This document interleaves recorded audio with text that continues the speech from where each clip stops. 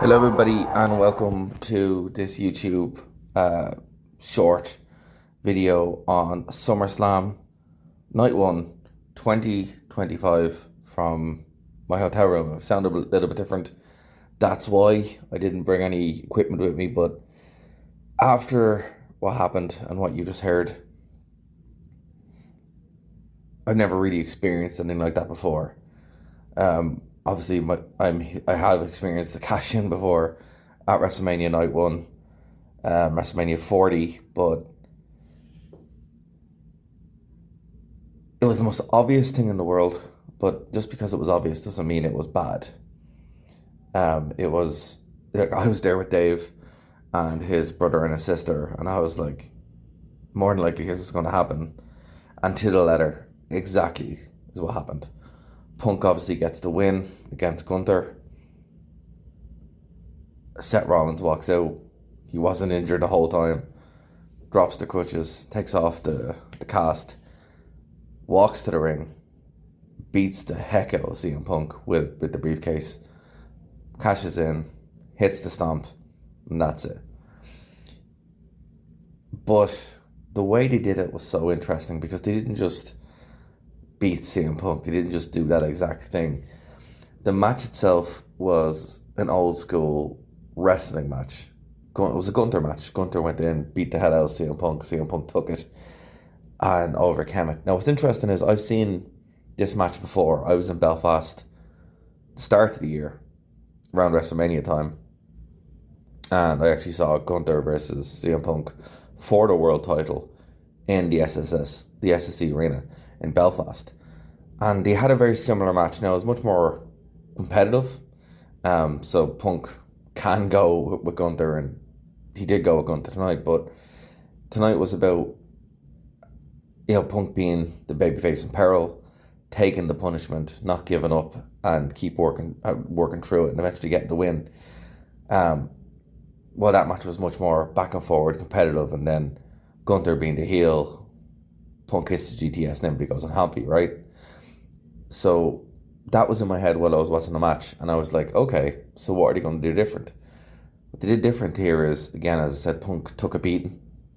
There were long stretches of this match where Punk looked like he wasn't going to win. But that was on purpose. That was to get him over as a babyface, tough babyface, competitive champion who, if he does win, he'll be a fighting champion. And also establish Gunther as a serious threat. In fact, the only reason why Gunther lost the match was because he was busted open and he saw his own blood, freaked out completely, and Punk was able to take advantage of that, hit 2 GTSs, and that was the end of it, right? But like we were watching the match, and where we were sitting, we were on behind the commentators. On the first tier of race seating, and we saw Gunther going underneath the announce table, and we were like, "Oh, he has a weapon or something." And he put something back, and obviously that was him blading. I don't think Gunther has bladed it before, but he bled a lot. Let's put it that way. And I'd said to Dave, I was like, we might get colour in this match. And sure enough, I mean, the only bad thing about doing this for so long is like you can't call the match pretty much exactly what's going to happen. But even for the first time in a while, since WrestleMania 40, really, when you're in that crowd, it doesn't matter. Like when Seth Rollins' music hit, you heard it. It was crazy, When he cashed in, it was even more crazy. When he won, it was even more crazy. My ears are still ringing from the show. I've never experienced a loud pop like that before. It was literally deafening, but electric. It was really, really cool. What's interesting is, like, I looked at my watch and I was like, it's 2:00 Irish time. There's no way this show's ending now, So even though I knew what was going to happen, the timing made sense, and Dave and his sister and his brother were like, not how it's 2:00 Irish time. There's no way pay-per-view PLE doesn't end at that time. And sure enough, 7th match, But what really kind of sealed it for all of us when we saw the cameraman on the ramp, and we're like, yeah, someone's coming out here, you know. So even with all that said and all that done, and you know, knowing wrestling as we know it from just covering this for so long, doesn't matter. People say, oh, loads of people knew it or whatever. How he did it was really, really good. Was night one overall the best show ever? No. In fact, it was a little bit boring at certain spots. I thought overall this was really saved by the main event. And the main event, you know, it's very much like WrestleMania, WrestleMania 40 and WrestleMania this year, where it looks like tomorrow is going to be a much more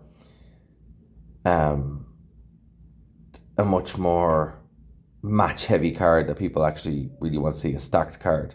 But that being said, it's still 2 nights.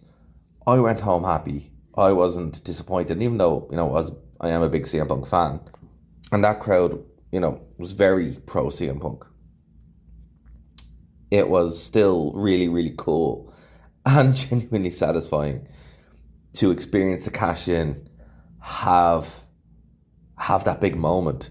And even when Punk won, they didn't cut away straight away. They had him have his flowers, have his moment, soak it in.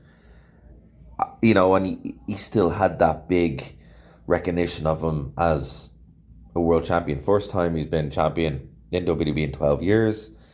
He's still the real world champion of AEW, because that was never stripped from him. And look, I was there at WrestleMania when he interfered in the Seth Rollins, Drew McIntyre, Damian Priest situation, cash in. And I was there again tonight. I was there when he walked out of AEW. So seeing CM Punk in these big moments, he really is one of the greatest stars of our generation. Like him, don't like him, think he's overrated. Great, tell me why. But being in these big stadiums, I've seen him in different parts of the world, involved in stuff. He just brings that big match feel that you don't get with everyone, you know. This match, the whole night one, just to kind of run through it, it is kind of a 2-match card, 3-match really. There's stuff you can skip, and I will be honest with you, the opener was pretty fun. It wasn't the best match ever, but it was quite fun. Roman Reigns, weird seeing him without Paul Heyman, but you know, Paul Heyman was there, and they having Paul Heyman walk out with the briefcase. There were loads of little hints that there was something going to happen, and go back and watch the show and you'll be like, okay, I can see what they were doing here. And when I saw him walk out with the briefcase, I'm like, we're not ending tonight without a cash in. But Reigns and Uso got the win over Braun Breaker and Bronson Reed. Charlotte Flair and Alexa Bliss picked up the win over the Judgment Day. I was annoyed that Charlotte won, but I was happy Alexa won. So we'll see what happens there. That was a pretty decent match. Sami Zayn and Karrion Kross. It's great to see Karrion Kross being so over. A lot of people really, really wanted Kross to win. Sami Zayn defeated him. I don't like Sami Zayn, so I was just kind of happy that people were actually cheering for Karrion Kross and Scarlett. Tiffany Stratton defeated Jade Cargill. Jade, I thought she was going to win. But Tiffany Stratton, you know, it's always Tiffy time. In the section we were in, we were cheering for her, and we were shocked that she actually won. I have to say, the match itself was quite good. A lot of people went to the bathroom break at that point. One of the worst Alabama slams I've ever seen in my life, but still a very, very good match. A really good ending, nice little ending sequence. Really appreciated that. And then kind of the match of the night up until the Punk Gunther match. Drew McIntyre, Logan Paul were teaming to actually beat Randy Orton and Jelly Roll. Now look, I don't know what a Jelly Roll is. Dave's a huge fan, so he was cheering for him. And obviously Luke was cheering for Logan Paul because he's a big Logan Paul guy. He was one of 4 people who was cheering for Logan Paul. And I was just there just to have a good time. This match surprised me in ways I did not think possible. Logan Paul he is what he is, but he is fantastic in the ring. Jelly Roll wrestling like Abyss, particularly at the end when he pulls out a black hole slam. His choke slams are really good. That little arc he had to get back in the ring. He wrestles like Mick Foley. He wrestles like Abyss, and I wouldn't be surprised if that's who booked that match with the hardcore spots, with the way they presented Jelly Roll. It was great, and by the end I was, cheering for him, but the ending made sense. Logan Paul looks like a monster. Drew McIntyre looks like a monster.